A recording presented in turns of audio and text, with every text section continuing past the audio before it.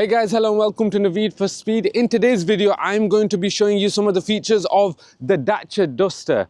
And I'm going to show you some of the best features and some of the worst features. Some of the features which I like and some of the features which I'm not too fond of. So let's get right to it. One of the features that I like about the Dacia Duster are the exterior design elements, particularly the Y-shaped headlights, these daylight running lights that come in this Y signature shape. I really quite like those. They fit in really well with Dacia's new design language, with Dacia's new logo, with this fresh rebrand of the Dacia brand.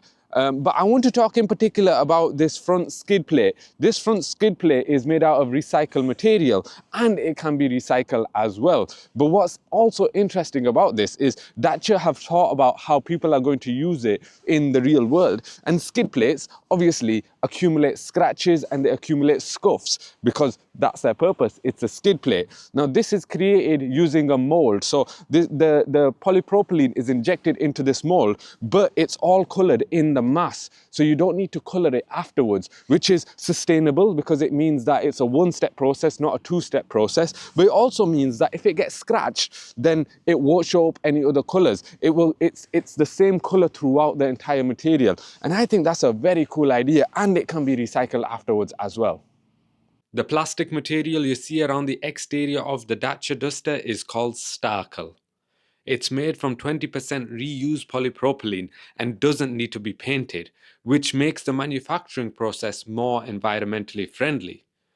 Dacia don't use any leather on the interior or chrome on the exterior for environmental reasons. So one of the features of the Dacia Duster that I'm not too fond of is this interior trim. You can see this hard wearing plastic throughout the car. You won't find much soft plastic or leather. I mean, apart from on the steering wheel where you've got leather, the rest of the car is this hard scratchy plastic, which you get even on the dashboard, you get it on the doors, you get it on the center console. You've got hard plastic everywhere. Now, I know this is really useful for withstanding everyday life. It's quite utilitarian, but you're not going to find much luxury in here. So just bear that in mind when you buy the Dacia Duster.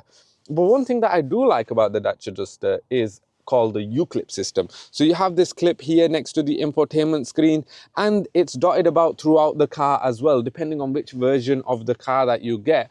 You also get these at the back of the headrest, the driver and the passenger headrest, and you get some, or you get one in the boot at least as well. Now what you can do with these is through Dacia's accessory store, you can buy some accessories, you can buy some attachments, and you can buy, for example, a phone holder. So you can clip your phone onto there if, for example, you're using your phone for maps. Or you can buy a tablet, an iPad holder, which you can put on the back of the seats. So rear passengers can see whatever they want to watch on their iPad, for example. Now, personally, when I get into the back of the car, if it has screens, I don't tend to use those screens too much. I'm using my phone, I'm using my own devices. And I think particularly younger passengers will want to use their devices as well. So I think it's really quite useful to be able to just clip your own device on there and watch whatever you want to watch or play whatever games you want to watch. And you get USB-C charging ports in the front and the rear cabin as well. So you can have your stuff on charge. You can have your devices on charge whilst you're watching what you want to watch. So I think that's really quite useful.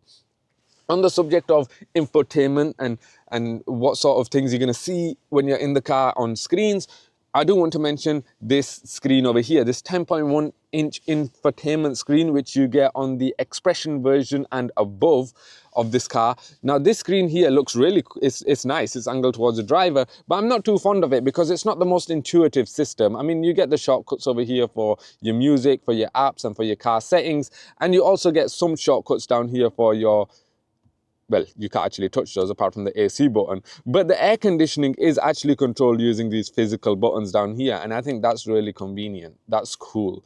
But let me give you an example. How do I change the volume? Well, you have to do that using this button over here. So you have to sort of swipe down and click through, and that's not really working right now. So you can see how sometimes it can be a bit frustrating, but you do that through there.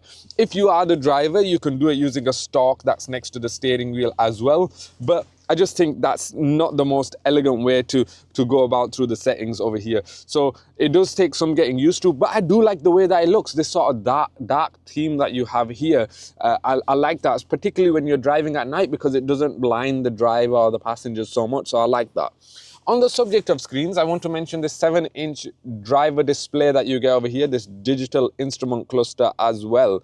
This again comes from in the Expression trim level and above. I've got the Journey version at the moment, but that's just turned itself off. Let me start that again.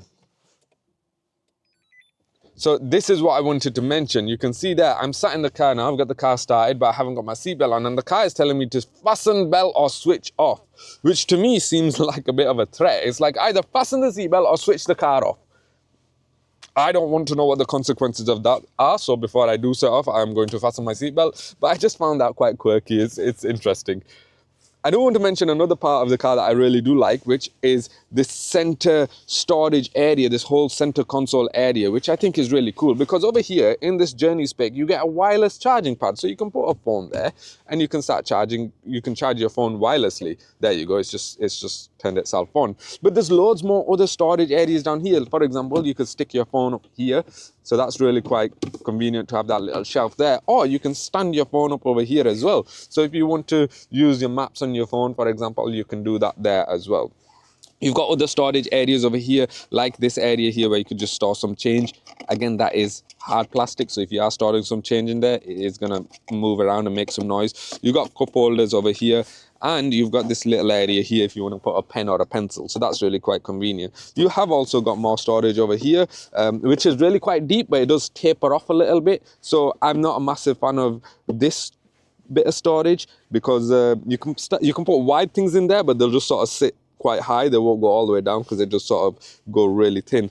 So there's that in there as well. So I think this storage area is convenient, but I think overall the Dacia Duster interior is supposed to be utilitarian. It's supposed to basically be just enough of what you need and not much in terms of luxury, but from a practicality perspective, it is really quite good. One of the features that I like about the Dacia Duster is the practicality. It's the boot space. Now, I have the Journey spec car over here, and of course I have the 140 hybrid. So it has 430 litres of boot space. If you get, for example, the TCI 130, which is a 1.2 litre mild hybrid that is front wheel drive as well, you get up to 517 litres of boot space. So depending on which version of the car you get different amount of boot space. But let me just show you the boot area here. You get this flat floor, which is really quite convenient, and it's sort of level with this skid plate over here, this load lip over here, so you can get stuff in and out quite easily. And if you want to, you can lower the boot floor. Well, like so, you can lower the other half as well. But I think what's the more convenient is you can actually split the front and the rear. And in case you have different luggage here and different luggage back there, that's quite useful as well. So there's lots of practicality back here. You can fold the seats as well. But I do want to mention that YouClip system again, because you can see right over here, you've got one of these YouClip things over here. You've got one on this side as well, just right here. And you have one right up here, which is, do you remember I mentioned that you can use a light to illuminate the boot? You have one over here as well. So you got 5, I don't know where the last one is, because so far I've only counted 4, but you got 5 throughout this car. But yeah, I really quite like the practicality of this car. The boot opens quite wide. It's good for everyday life. One of the features that I don't like about the Dacia Duster is the sound of the parking sensors.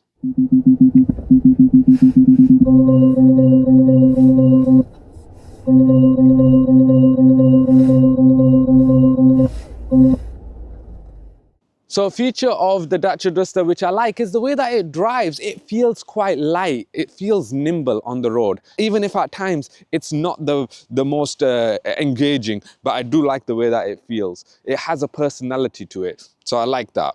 I do want to talk about one of the features which I don't like about the car is the simplicity of it, because it has manually adjustable seats, for example. The passenger seat can't even adjust its height. As you're driving along, you will hear the wind noise. So that's one of the features which I don't like about it. As a whole, it's quite a simple car. But then what I do like about it is the fact that it's good value for money. You can get a Dacia Duster, a low spec, an essential spec, an entry-level version of the car for around just over £18,500. And this journey spec that I have here, which is the 140 hybrid, comes in at around £26,000.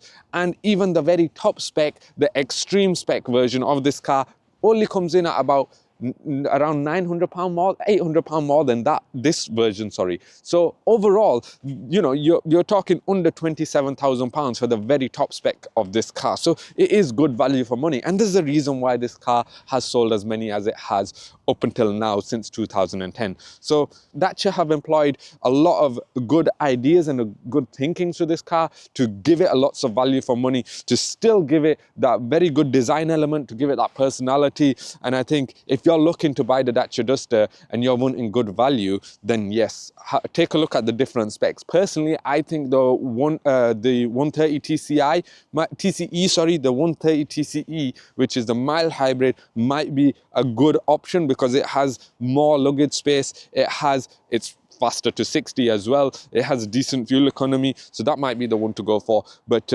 yeah, I think if you like the Dacia Duster, there are some features which you might have to get used to, and there are some features which I think you'll quite like. Anyway, thank you very much for watching this video. I hope you enjoyed it, and I hope you subscribe to my channel and make sure you watch my next video. Thank you and take care.